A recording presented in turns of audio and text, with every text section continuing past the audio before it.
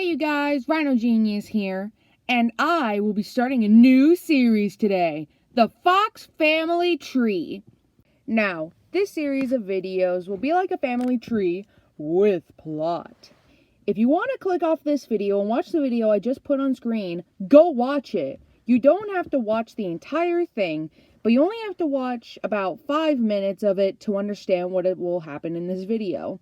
So if you like this idea, go watch The Lion King Family Tree by Slawslastic.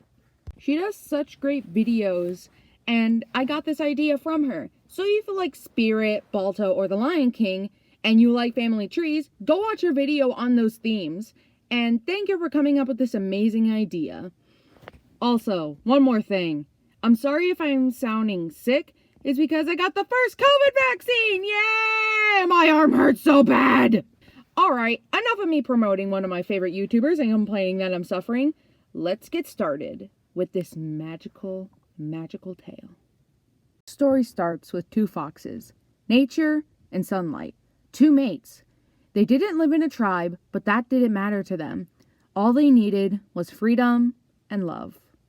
But there was a huge problem. They had a wolf problem for several months. Because of this, the two lovers had to keep on moving place after place after place.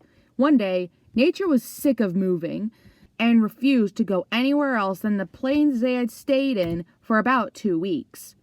Sunlight tried to get his mate to move from the plains, but Nature refused. Not being able to leave his mate, he agreed to stay with her. Finally, in a place that they could call their permanent home, they decided to have pups. They got 2 sons, Kiro and Tama. Kiro was brave and funny, but was a bit overconfident and clumsy. Tama was strong and kind, but overprotective and a bit of a scaredy cat.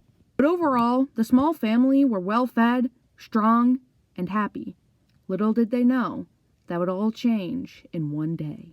One day, Tama and Kiro were playing in a field when they heard a deep growl. The growl made them jump.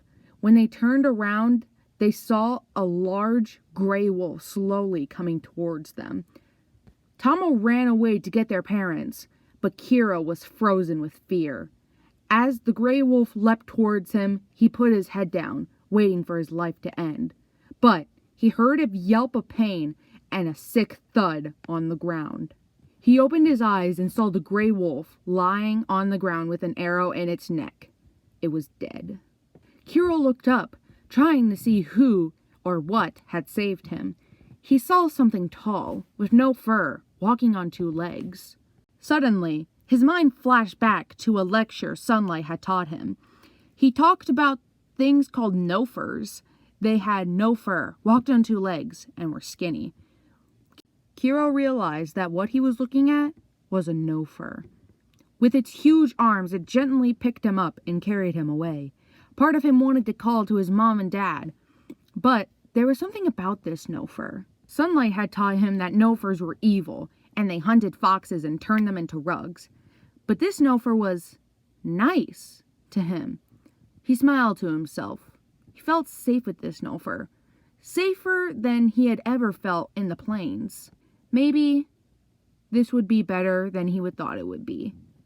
When Tama had returned with Sunlight and Nature to rescue Kiro, they were shocked to see the wolf lying on the ground dead, and the orange and gray fox was nowhere to be found.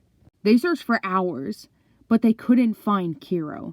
Sunlight and Nature returned to the plains, Nature mourning for her lost son, and Sunlight furious, suspecting that the wolf had killed and ate his son.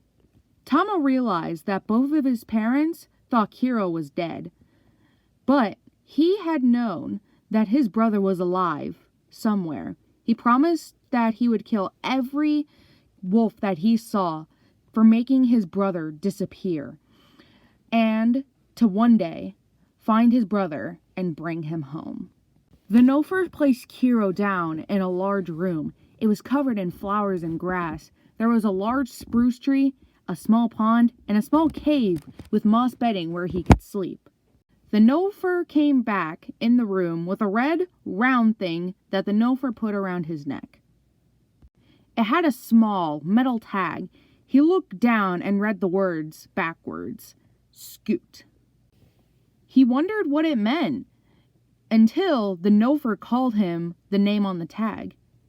He realized that he was no longer Kiro. He was Scoot now, and he was okay with that. Woo! I am done with this. Thank y'all so much for watching. Do you guys want more of this series? Let me know. So keep your horns up and look out for some more content from yours truly. Goodbye!